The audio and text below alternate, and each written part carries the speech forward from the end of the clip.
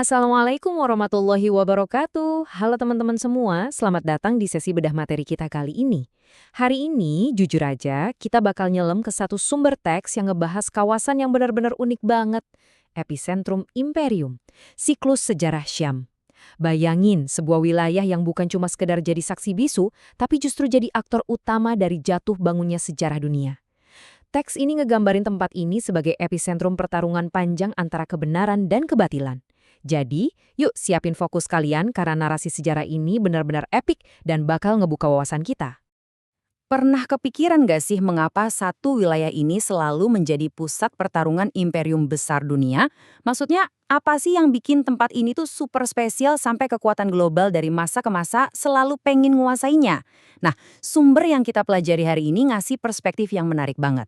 Wilayah ini nggak cuma jadi target penaklukan, tapi ironisnya nih, dia sering banget berubah jadi semacam kuburan buat kesombongan para penjajah dan imperium-imperium raksasa itu. Oke, kita samain frekuensi dulu ya. Syam, wilayah bersejarah yang mencakup Palestina, Suriah, Yordania, dan Lebanon modern. Pas kita nyebut kata Syam dalam konteks sejarah Islam, kita tuh nggak lagi ngomongin satu negara aja. Ini kawasan bersejarah yang super luas. Kalau kita lihat batas geografisnya yang ngebentang dari Palestina sampai Lebanon, kita bakal langsung paham betapa strategisnya posisi wilayah ini. Bener-bener ngejembatanin berbagai benua dan peradaban besar di dunia. Terus apa dong rahasianya sampai Syam ini direbutin mati-matian? Jawabannya ada di dualitas keberkahannya. Keberkahan material versus keberkahan spiritual. Di satu sisi, secara material, wilayah ini tuh masuk kawasan bulan sabit subur. Kebun zaitunnya ada di mana-mana, sumber air melimpah, dan jadi jalur perdagangan paling vital sejak zaman kuno. Ibaratnya urat nadi ekonomi. Tapi di sisi lain, yang bikin value-nya nggak ternilai adalah keberkahan spiritualnya. Ini tanah para nabi, teman-teman. Disinilah Masjid Al-Aqsa berdiri tegak sebagai kiblat pertama umat Islam dan titik tolak peristiwa luar biasa Isra Mi'raj Rasulullah SAW. Dua kombo inilah yang bikin Syam bener-bener nggak ada duanya di muka bumi. Nah, buat ngasih gambaran seberapa sakralnya tempat ini, kita narik mundur dikit ke tahun 637 Masehi. Ini tahun yang luar biasa monumental. Waktu itu, pasukan Muslim udah berhasil ngepung Yerusalem atau Baitul Maqdis. Tapi, ada satu kejadian tak terduga.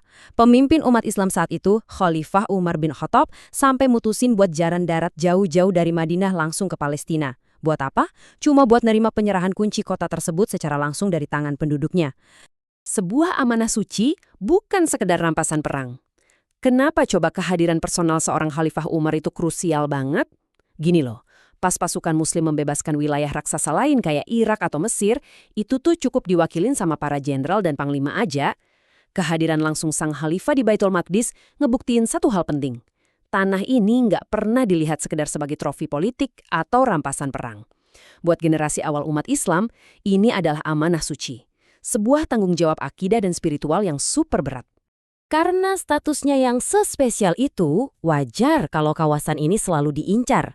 Dari tahun 1099 Masehi saat invasi salib, lanjut ke 1260 Masehi waktu Mongol kalah, sampai dinamika geopolitik modern dari 2023 hingga sekarang. Penulis dari sumber yang kita bahas ini ngasih argumen keren soal siklus sejarah di tanah Syam. Ada 3 era di mana kekuatan-kekuatan super raksasa yang dulunya dibilang nggak bisa dikalahin, pada akhirnya harus berhadapan sama realitas bumi Syam. Yuk kita bedah gimana tanah ini merespons mereka satu persatu. Fase pertama, era tentara salib. Di tahun 1099, mereka merebut Baitul Maqdis dan sayangnya ngelakuin pembantaian tragis yang ngubah kota suci itu jadi lautan darah. Mereka berkuasa di sana hampir 88 tahun, ngebangun benteng gede-gede, dan mikir mereka bakal stay selamanya. Tapi realitanya, bumi Syam diem-diem ngelahirin generasi perlawanan yang luar biasa tangguh. Mulai dari Imaduddin Zangki, dilanjutin Nuruddin Zangki, dan puncaknya pecah di tangan Panglima Legion kita, Salahuddin Al-Ayyubi. Di tahun 1187 terjadi pertempuran Hattin, kekuatan tentara salib hancur, dan Baitul Maqdis kembali terbebas. 88 tahun penjajahan itu akhirnya diputusin sama perlawanan murni yang lahir dari rahim tanah Syam itu sendiri. Lanjut, 1258 Masehi, Baghdad jatuh dan mitos pasukan Mongol yang tak terkalahkan menyebar. Di abad ke-13 ini, dunia Islam ngelewatin masa kelam. Invasi Mongol yang dipimpin Hulagu Khan benar-benar nyapu bersih semuanya. Baghdad, yang waktu itu jadi pusat peradaban dan ilmu pengetahuan paling top, hancur lebur. Jutaan orang gugur, buku-buku dibuang ke sungai sampai airnya hitam karena tinta dan merah karena darah. Semua orang di dunia saat itu mikir peradaban Islam udah tamat. Pasukan Mongol dicitrakan sebagai monster absolut yang nggak mungkin bisa dikalahin manusia manapun. Tapi, lagi-lagi, 1260 Masehi, pertempuran Ain Jalut di Palestina Utara ngubah segalanya. Sejarah berbelok tajam di tanah Syam. Cuma 2 tahun sejak Baghdad jatuh, pasukan Muslim yang tersisa umpulin sisa tenaga mereka di bawah komando Saifuddin Qutuz dan Panglima Zahir Baibars. Mereka maju buat ngadepin sang monster Mongol. Dan tahu nggak, di tanah Palestina Utara inilah, mitos Mongol yang katanya tak terkalahkan itu hancur berantakan buat pertama kalinya. Kemenangan epik di Ain Jalut ini gak cuma nyetop ekspansi Mongol, tapi secara harfiah nyelamatin dunia Islam, bahkan sejarah peradaban manusia dari kepunahan. Era modern, sebuah pola yang berulang? Nah, sumber literatur kita nge-trigger kita buat ngeliat dinamika geopolitik hari ini sebagai kelanjutan dari siklus panjang tadi. Menurut teks yang kita bahas, saat ini kita ngelihat pola yang sangat mirip. Sumber menyebutkan adanya pendudukan Zionis modern, didukung kekuatan Barat, yang berusaha menghapus identitas Islam Baitul Maqdis. Penulisnya ngejelasin gimana sistem apartheid ini dibackingi banyak kekuatan global buat memperluas dominasi dan perlahan menggeser identitas esensial Baitul Maqdis. Lewat lensa sumber kita ini, kita kayak lagi nonton ulang masuknya kekuatan luar yang mencoba mengubah akar sejarah dari tanah Syam. Lebih jauh, penulis menyoroti momen penting, yaitu pandangan sumber tentang dampak 7 Oktober atau Tufan Al-Aqsa.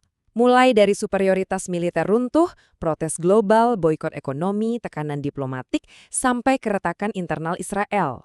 Analisis dari teks ini nunjukin kalau peristiwa itu benar-benar jadi pergeseran tektonik geopolitik dunia. Citra superioritas militer dan intelijen yang selama ini dipandang gak tersentuh, tiba-tiba ambruk, belum lagi gelombang protes masif di seluruh dunia dan boikot ekonomi besar-besaran. Penulis melihat fenomena rentetan ini sebagai krisis legitimasi moral dan politik yang luar biasa masif. Jadi, poin utamanya, siklus sejarah terulang. Setiap kekuatan besar yang menduduki Syam pada akhirnya menghadapi fase kemunduran. Kalau kita tarik benang merahnya dari zaman tentara salib, lanjut ke Mongol, sampai ke dinamika modern hari ini, sumber kita punya satu kesimpulan kuat. Siapapun kekuatan besar yang memaksakan kependudukannya di bumi Syam, ujung-ujungnya pasti bakal mentok sama tembok perlawanan yang ngebawa mereka ke fase kemunduran. Singkatnya, tanah ini tuh nggak pernah ngebiarin penjajahnya bisa tidur nyenyak. Al-Taifah Al-Mansyurah, nubuat ketangguhan. Pertanyaannya, dari mana sih datangnya mentalitas setangguh baja ini? Mari kita cek dari dimensi nubuat kenabian. Jadi gini, para ulama ngebaca fenomena ketangguhan masyarakat Syam ini pakai kacamata hadis Nabi SAW soal At-Taifah Al-Mansurah atau kelompok yang senantiasa ditolong. Ada satu sabda Nabi SAW, akan senantiasa ada sekelompok dari umatku yang tegak di atas kebenaran, di Baitul Maqdis dan di sekitar Baitul Maqdis. Masya Allah, dalam banget ya maknanya. Waktu sahabat nanya posisi mereka di mana, jawabannya sangat detil merujuk ke kawasan sana. Ini tuh ibarat garansi dari langit teman-teman, bahwa seberat apapun tekanan di sana, tanah ini emang udah ditakdirkan buat selalu nyetak generasi-generasi pejuang. Dalam literatur Islam klasik kita kenal istilah ribat, yakni garis penjagaan dan pertahanan, kondisi bersiap siaga menjaga iman secara terus-menerus. Syam itu bukan sekadar area di peta geografis, tapi pusat ribat. Ribat ini adalah level kesiagaan spiritual dan fisik tertinggi.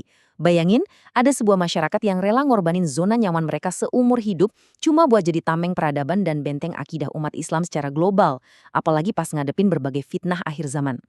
Spirit perjuangan inilah yang terus menginspirasi kita sampai detik ini. Saat sejarah mengulang polanya, apa yang menanti di masa depan bagi pusat pertarungan dunia ini? Dari bedah materi kita kali ini udah jelas ya kalau Syam itu lebih dari sekedar titik koordinat di bumi. Ini adalah kompas keteguhan iman umat Islam sekaligus epicentrum dari siklus mutarnya sejarah peradaban. Ngelihat pola sejarah yang secara konsisten selalu berulang di tanah ini, kita ditinggalin satu pertanyaan gede buat direnungin. Apa yang sebenarnya menanti di masa depan nanti? Makasih banget udah nemenin sesi bedah materi ini dari awal sampai akhir. Tetap kritis, jangan pernah capek belajar sejarah, dan sampai jumpa di pembahasan seru berikutnya. Wassalamualaikum warahmatullahi wabarakatuh.